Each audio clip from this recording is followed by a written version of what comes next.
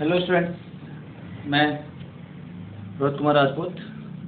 Guys, 9th class के लिए आपका जो लेक्चर चल रहा है चैप्टर नंबर 1 चल रहा है और चैप्टर नंबर 1 में आपकी एक्सरसाइज 1.1 1.2 हो गई है।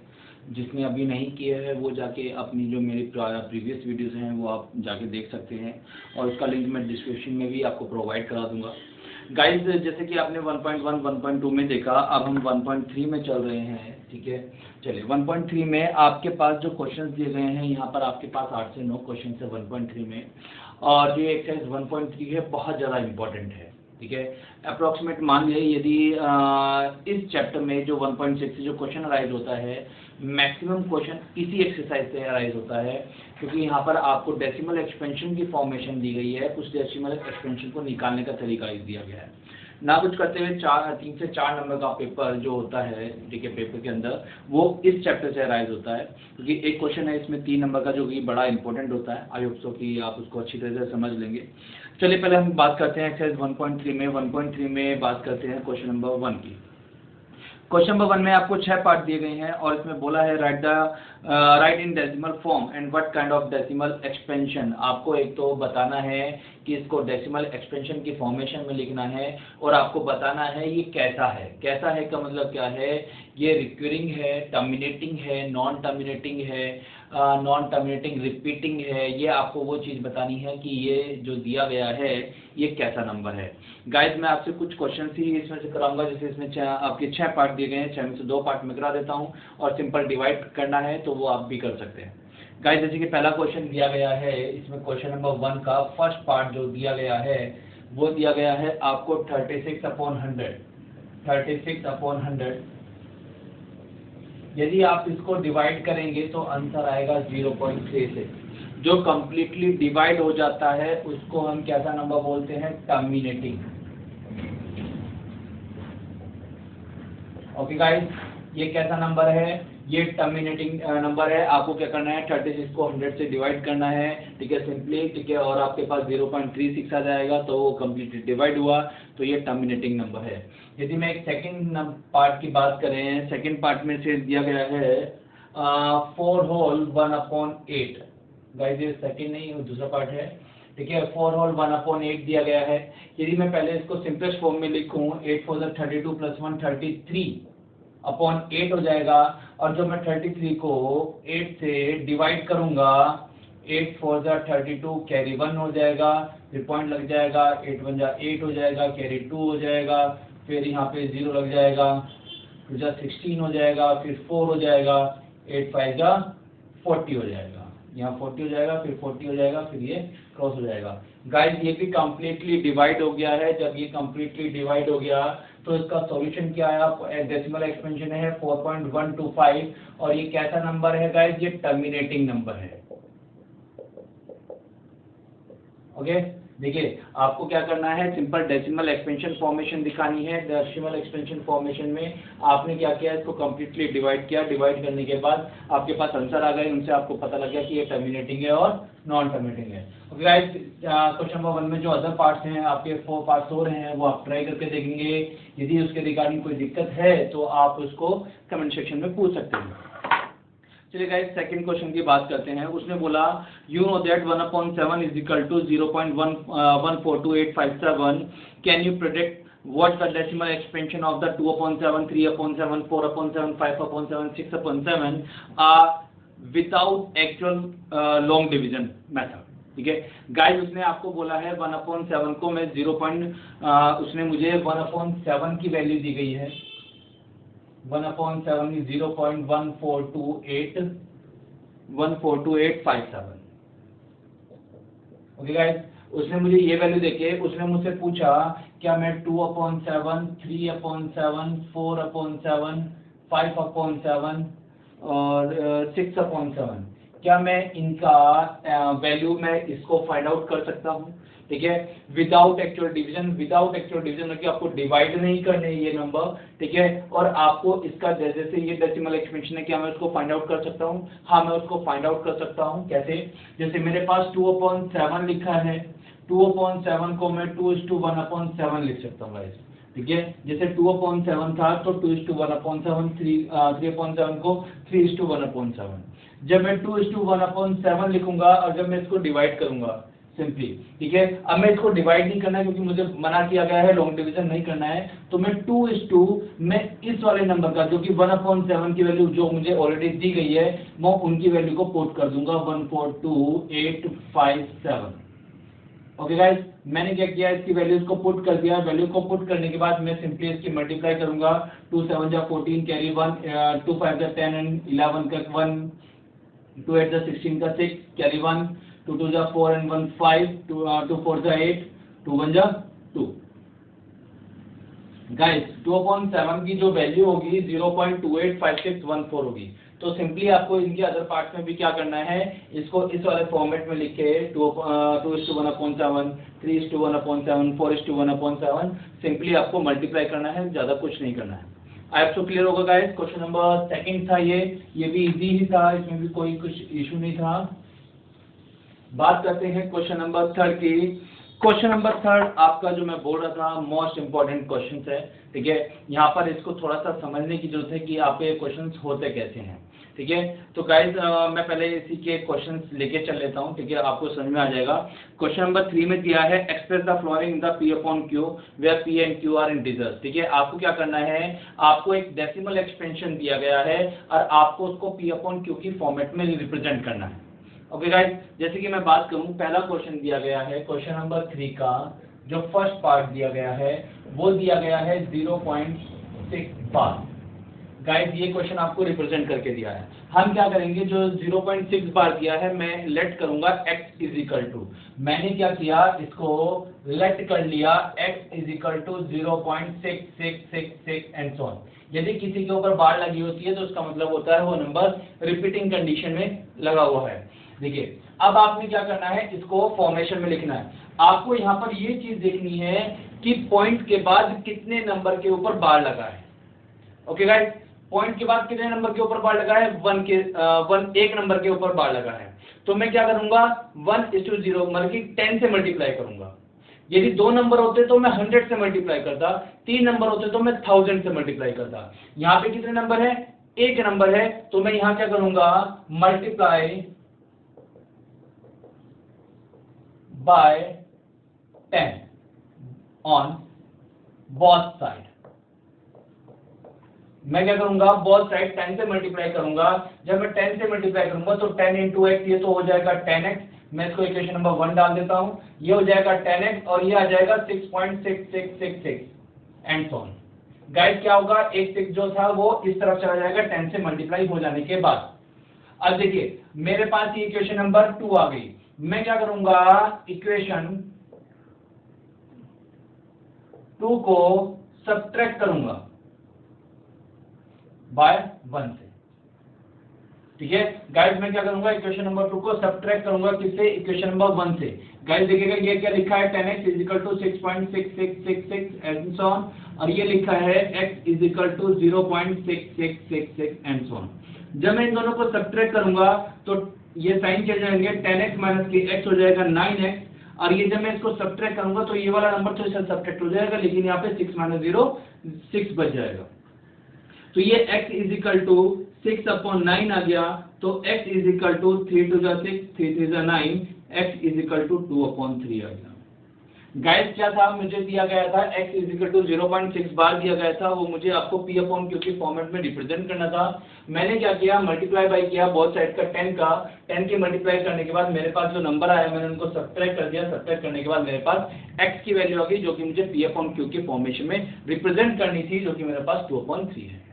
अब तो गाइस ये चीज ध्यान रखना कि जितने नंबर के ऊपर बार होगा उस नंबर से हम मल्टीप्लाई करेंगे। एक के ऊपर बार है तो एक नंबर से, 2 के ऊपर बार है तो 2 नंबर से।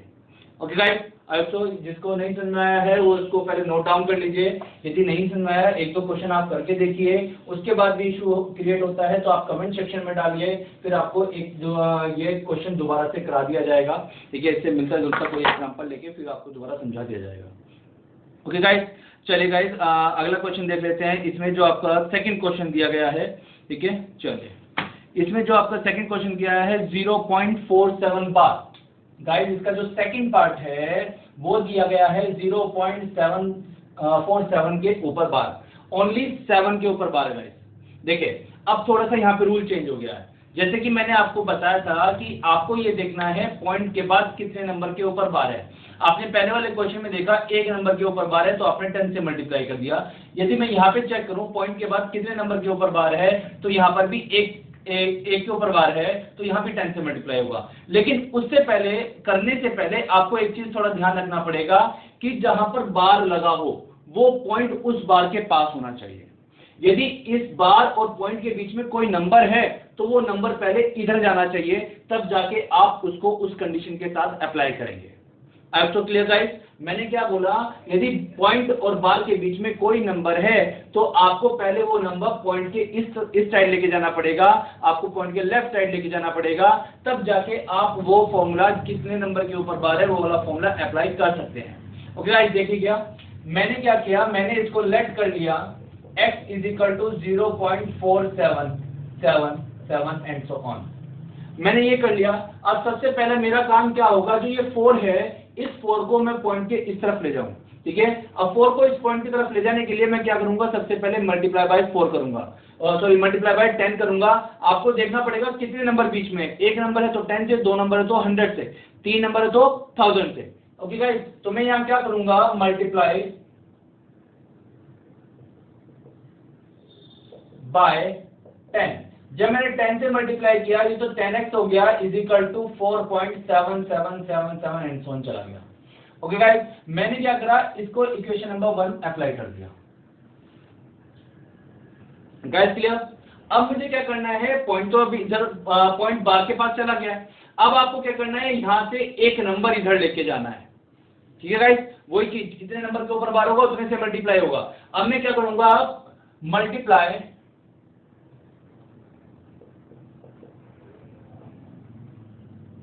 इक्वेशन 1 बाय 10, क्योंकि एक नंबर के ऊपर बार थी तो मैंने क्या करा, 10 से मल्टीप्लाई कर दिया। जब मैं इक्वेशन नंबर 1 में 10 से मल्टीप्लाई करूंगा तो ये कितना हो जाएगा, 100x is equal to 47.777 and so on. आई तो गाइस क्लियर? ठीक है, आपने क्या करा, 47.77 आ गया। अब क्या करेंगे, ये इक्वेशन नंबर 2 है, फिर आप क्या लिखेंगे, सबट्रैक्ट इक्वेशन 2 बाय 1। मैंने क्या करा, 2 को 1 से सब्ट्रैक्ट करूंगा तो ये लिखा है 100x इज इक्वल टू 47.777 और ये लिखा है 10x इज इक्वल टू 4.777।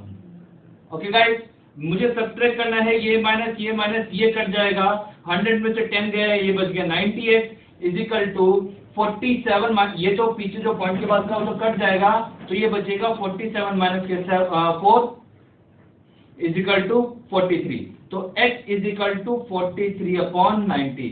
ये किसी से सब्ट्रैक्ट नहीं होता है, दोनों प्राइम नंबर है, तो answer is 43/90। Guys simple question है, ठीक है। आपको क्या रखना है, दो कंडीशन याद रखनी है। पहली कंडीशन कि पॉइंट के बाद कितने नंबर के ऊपर बार है उससे मल्टीप्लाई करना है, और यदि उससे पहले पॉइंट और बार के बीच में कोई नंबर आ जाता है, यदि पॉइंट और बार के बीच में कोई नंबर आ जाता है तो पहले आप इस नंबर को इधर लेके जाएंगे, ठीक है। नंबर को इधर लेके जाने के बाद वो आपकी इक्वेशन नंबर 1 हो जाएगी, फिर आप उसको जितने नंबर के ऊपर बार है उससे मल्टीप्लाई करेंगे, इक्वेशन नंबर 2 हो जाएगी, दोनों को सबट्रैक्ट करना है और वहां से x की वैल्यू निकालनी है जो कि आपके पास P/Q की फॉर्मेशन होगी। ओके गाइस, गाइस ये 3 नंबर में आता है, ठीक है। बिल्कुल भी टिपिकल क्वेश्चन नहीं है, बस थोड़ा सा आपको थोड़ा सा ध्यान रखने की जरूरत है, ठीक है, कि इसमें कैसे कंडीशन चेंज होती है।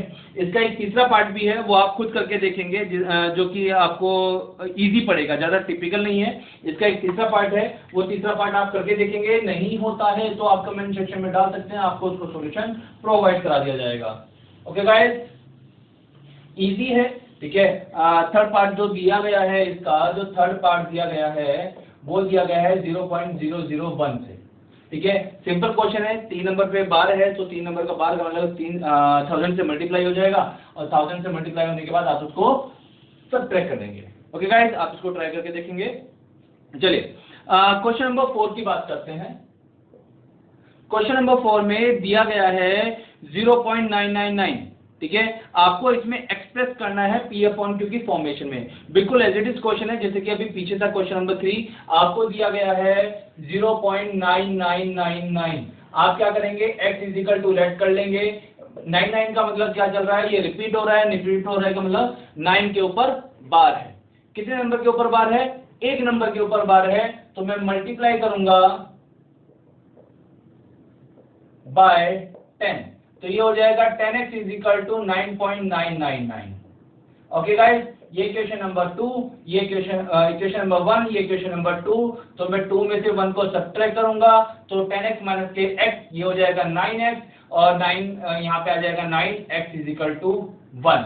गाइस देखिएगा, यहाँ पे दिया था x इज इक्वल टू 0.999 बार, और यहाँ पर निकल गया है x इज इक्वल टू 1। ठीक है, तो दोनों चीजें सेम है।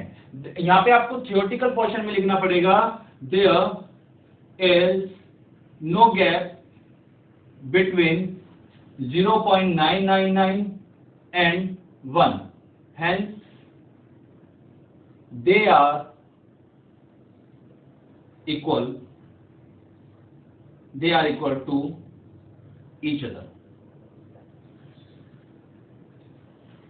ओके गाइस, यहाँ पे आंसर आपको कितना है 1, लेकिन दिया गया था 0.99, ये दोनों आपस में इक्वल है, जिसकी वजह से आप इसको थ्योरेटिकल पोर्शन में लिख के देंगे कि ये आपस में इक्वल है। आई होप तो क्लियर होगा गाइस, इसको थोड़ा सा थ्योरेटिकल पोर्शन देना है। क्वेश्चन बिल्कुल वैसे ही था जैसे क्वेश्चन नंबर 3 था। गाइस आगे चलते हैं, क्वेश्चन नंबर 5 की बात करते हैं। उसने बोला what can maximum number of digit be in the form of recurring block of digit in the decimal expansion of 1/17, perform the division, check your answer। Guys उसने पूछा क्या 1/17 को लिमिट नंबर में, रिकरिंग नंबर में represent कर सकते हैं, और कर सकते हैं तो कैसे कर सकते हैं, आपको ये चेक करना है। 1/17 दिया गया है, ठीक है गाइस, आपको क्या दिया है 1/17 दिया गया है, आपको सिंपल क्या करना है, इसको डिवाइड करना है, डिवाइड करते रहना है जब तक हो रहा है, और कुछ एक लिमिट टाइम बाद 7 to 8 नंबर बाद ये आपका रिकरिंग कंटिन्यूसली चलता रहेगा। ठीक है, तो ये नॉन रिकरिंग हो जाएगा। तो आपको सिर्फ क्या करना है 1/17 को आपस में डिवाइड करना है, 1 को 17 से डिवाइड करना है क्वेश्चन नंबर 5 में, और कुछ नहीं करना है।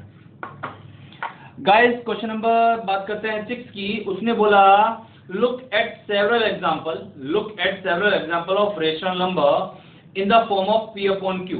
ठीक है, उसने क्या बोला, आपने कुछ एग्जांपल देखे हैं, रेशनल नंबर है in the form of p upon q पे, where p and q are integers, जो p और q इंटीजर्स हैं, with no common factor other than 1। ठीक है, मतलब कि ये एक को-प्राइम नंबर भी है, नो कॉमन फैक्टर है other than 1, and having terminating decimal expansion, और ये terminating decimal expansion है। Can you guess what property Q must satisfied? वो बोल रहा है कौन सी ऐसी प्रॉपर्टी होगी जो उसको सेटिस्फाइड करेगा। गाइस बताना है, P अपॉन Q की रेशनल नंबर है। ठीक है, आप कोई भी नंबर ले सकते हैं। ठीक है, जैसे मैं बात करूं, जैसे 5/2, ये कितना आ जाएगा 2.5 आ जाएगा। ठीक है, आपका 7/3, ठीक है 7/3 ना लेके मैं आपका ले लेता हूं, मान लीजिए 10/4। ठीक है, ये आ जाएगा 0.25। ठीक है, उसने बोला था जो P अपॉन Q की फॉर्मेशन में है, क्या वो टर्मिनेटिंग नंबर है? हाँ, वो एक टर्मिनेटिंग नंबर है। गाइस क्लियर है? कुछ नहीं है, थ्योरेटिकल क्वेश्चन था, इसमें सिर्फ आपको बताना था can you what property Q must satisfy, Q के लिए क्या प्रॉपर्टी सेटिस्फाइड करेगी। तो जो आपके P अपॉन Q की फॉर्मेशन में है, ये प्रॉपर्टी आपको सेटिस्फाइड कर रही है। ओके गाइस, क्वेश्चन नंबर 7 की बात करते हैं। चलिए गाइस, उसने बोला write the number are in non terminated non recurring. ठीक है, आपको क्या करना है, आपको राइट 3 नंबर। ओके गाइस, यहाँ पे 3 नंबर ऐसे लिखने हैं जो नॉन टर्मिनेटिंग है और नॉन रिकरिंग है, और आपको मैंने सिंपली बताया जो नॉन टर्मिनेटिंग है, नॉन रिकरिंग है, वो इरेशनल नंबर होते हैं। पहली वाली वीडियोस में बता चुका हूं, जो नॉन टर्मिनेटिंग नॉन रिकरिंग होते हैं वो इरेशनल नंबर होते हैं। और इरेशनल नंबर कौन से होते हैं, जो अंडर रूट्स में होते हैं। तो आंसर क्या हो जाएगा, √2, √3, √5, √7, कितने भी नंबर लिखवा ले, जो भी आपके को-प्राइम नंबर, जो भी आपके प्राइम नंबर्स होंगे, वो आप उसको अंडर रूट्स के अंदर रिप्रेजेंट करके वो आपके कैसे हो जाएंगे, non terminating non recurring. Okay guys, चलिए सिंपल क्वेश्चन है, बिल्कुल भी, ठीक है, बिल्कुल भी टेंशन लेने वाली बात नहीं है। ठीक है, बस जो आपको क्वेश्चन नंबर 3 और 4 था, क्वेश्चन नंबर 3 था मेनली, वो इंपॉर्टेंट है यहाँ से, इस एक्सरसाइज से। चलिए गाइस, थोड़ा सा वो देख लेते हैं। हाँ, ये जो क्वेश्चन नंबर 8 है, ये भी क्वेश्चन नंबर 8 जो है 1 मार्क्स में पूछा जाता है, क्योंकि ऑब्जेक्टिव क्वेश्चन चल रहा है। चलिए फाइंड 3 डिफरेंट इरेशनल नंबर, आपको 3 different irrational number find out करने हैं बिटवीन द रेशनल नंबर। आपको रेशनल नंबर दिया गया है 5/7 और 9/11। गाइस आपको 2 रेशनल नंबर दिए गए हैं, वो आपसे इन दोनों के बीच में क्या पूछ रहा है, इरेशनल नंबर पूछ रहा है। तो गाइस सबसे पहले आप क्या करेंगे, इसको डिवाइड कर लेंगे। यदि मैं बात करूं इसको डिवाइड करूं तो 0.7 1 4 0.74 हो गया। और यदि मैं इसको डिवाइड करूं तो ये आ जाएगा 0.8 1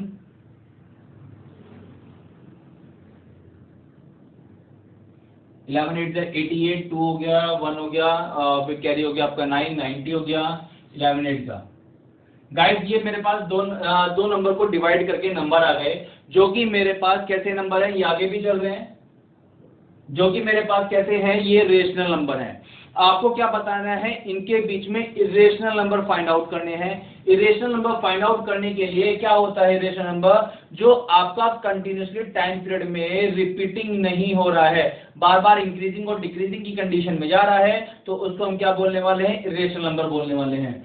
आपको क्या करना है, 0.7 और 0.8 से 0.714 से बड़ा नंबर लेना है। लाइक मैं बात करता हूं, मैं लेता हूं 0.750 500 500 5 4 टाइम 0। ये जब आपकी zeros bar bar increment of order में जा रही हैं, तो ये कैसा है, non terminating non recurring, that is mean irrational number. ये कैसा नंबर है, इरेशनल। कोई दूसरा नंबर लेते हैं 0.78 0 8 00 8 000 8 4 टाइम 0, ये नंबर हो जाएगा। कुछ और नंबर लेना है, मान लीजिए आपको लेना है 0.792 9 22 9 222 9 4 टाइम 2, मतलब कि कोई ऐसे नंबर जो एक सेम ऑर्डर में रिपीट नहीं हो रहे हो, उन नंबर को हम क्या बोलने वाले हैं, इरेशनल नंबर। गाइस सिंपल था, आपको 2 रेशनल नंबर दिए गए थे, आपने उनको डिवाइड किया और अपने हैंड से 3 इरेशनल नंबर फाइंड आउट कर लिए। मेन चीज क्या ध्यान रखने का है कि इसमें आपका जो नंबर है वो आपका 0.71 से बड़ा होना चाहिए और 0.81 से छोटा होना चाहिए, जो कि 75 78 79 दिया गया है। ओके गाइस, बहुत सारे इनफाइनाइट नंबर हो सकते हैं, ऐसा नहीं कि यही 3 नंबर हैं, बहुत सारे इनफाइनाइट नंबर हो सकते हैं, लेकिन आपको बस ध्यान रखना है 0.714 से बड़ा हो और 0.818 से छोटा हो। चलिए guys,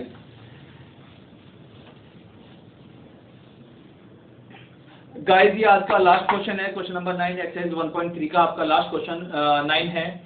classify the following number as rational number और इरेशनल नंबर। आपको कुछ नंबर दिए गए हैं, आपको ये बताना है कि ये रेशनल नंबर है या इरेशनल नंबर है। ओके गाइस, पहले क्वेश्चन की बात करते हैं। क्वेश्चन नंबर 9 का फर्स्ट पार्ट दिया गया है √23। गाइस अंडरवुड के अंदर एक प्राइम नंबर है, और मैंने आपको बोला अंडरवुड के अंदर जब ऐसा नंबर होता है जिसके फैक्टर नहीं हो सकते, जिसको सिंप्लीफाई नहीं कर सकते, तो वो कैसा नंबर है, इरेशनल नंबर। ओके गाइस, बात करते हैं सेकंड में पार्ट में। आपको दिया गया है √225। गाइस इसका अंडरवुड हट जाएगा, क्योंकि 225 जो होता है वो 15 का स्क्वायर होता है। जो √225 है वो 15 × 15 होता है, तो मैं क्या करूंगा, अंडरवुड हटने के बाद ये 15 हो जाएगा, तो ये कैसा नंबर होगा, रेशनल नंबर होगा। ओके गाइस, आपको ये देखना है कि अंडरवुड में जो वैल्यूज है क्या हम उसको सिंप्लीफाई कर सकते हैं, और सिंप्लीफाई करने के बाद वो वैल्यू अंडरवुड में आ रही है, विदाउट अंडरवुड है। ओके गाइस, नेक्स्ट नंबर दिया है 0.3796। 0.3796 ये आपसे पूछा है कैसा नंबर है, ये आपका कंप्लीटली डिवाइड हो गया, तो इसको हम क्या बोलने वाले हैं, ये रेशनल नंबर है। नंबर 4 की बात करें, आपको दिया गया है 7.478478 गाइस, ये नंबर दिया गया है, आपसे पूछा है, ये एंड ऑन चल रहा है, आपसे पूछा है ये रेशनल है या इरेशनल है। यदि मैं चेक करूं 478 बार बार रिपीट हो रहा है, तो इसका मतलब ये कैसा है, ये बार लगी हुई है। और जिस नंबर के ऊपर बार लगा होता है उसको हम पी अपॉन क्यू की फॉर्मेशन में रिप्रेजेंट कर सकते हैं, क्योंकि अभी क्वेश्चन नंबर 3 किया, जब वो रिप्रेजेंट कर सकते हैं तो वो कैसा नंबर है, रेशनल नंबर है। तो इन शॉर्ट में हम क्या बोल सकते हैं, जिन नंबर के ऊपर बार होता है या जो नंबर रिपीट हो रहे हैं उन नंबर को भी हम रेशनल नंबर बोलते हैं। क्वेश्चन नंबर 5 की बात करते हैं। एग्जाम इसमें क्वेश्चन नंबर 5 दिया गया है 1.101000100014 गाइस, ये नंबर ऐसे एक्सटेंड किया गया है, ठीक है। और वो आपसे पूछ रहा है कि ये रेशनल है, इरेशनल है। इसमें आपकी जो जीरो है वो कंटिन्यूसली इंक्रीजिंग कंडीशन में है, तो हम इसको पी अपॉन क्यू की फॉर्मेशन में रिप्रेजेंट नहीं कर सकते। तो ये कैसा नंबर है, ये इरेशनल नंबर है।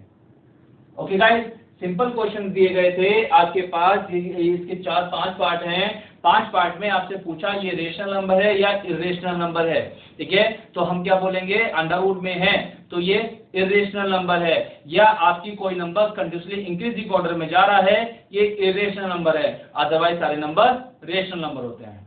तो गाइस, आपकी एक्सरसाइज 1.3 कंप्लीट हो गई है, ठीक है। और आपने अपने क्वेश्चंस भी कर लिए होंगे 1.2 तक के, और 1.3 आप स्टार्ट कर दीजिए। और इसके रिगार्डिंग कोई भी दिक्कत है, कोई भी इशू है, आप कमेंट सेक्शन में डाल सकते हैं। और गाइस, ये अपने फ्रेंड्स जो आपके 9th क्लास में स्टूडेंट्स आए हैं, ठीक है, वो अपने फ्रेंड्स के साथ शेयर कर लीजिए, क्योंकि उनका भी वर्क थोड़ा कंप्लीट हो जाएगा, क्योंकि अदरवाइज वो भी पेंडिंग में रहेंगे।